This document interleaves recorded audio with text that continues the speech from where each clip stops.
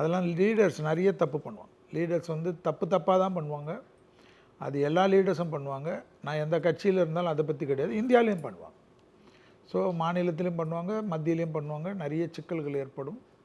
நிறைய லெவலுக்கு ஒரு ஸ்திரமற்ற தன்மை ஏற்படும். மக்கள் பயத்துடன் வாழக்கூடிய நிர்பந்தம் ஏற்படும்.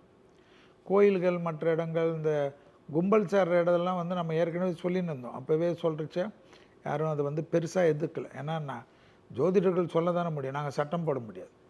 ஸோ இந்த ப்ரெடிக்ஷனில் வந்து மக்கள் கூடக்கூடிய எந்த இடமா, இந்த நைட் கிளப்பில் ஃபயர் வர்றது, அதே போல் கப்பலில் இருக்கக்கூடிய கிளப்புங்கள்லாம் நிறைய பிரச்சனைகள் வருவது, வெடிக்கிறது, பொருள்கள் எளிதில் தீப்பிடித்தக்கூடிய பொருள்கள், அதெல்லாம் வந்து பெரிய லெவலுக்கு வருது.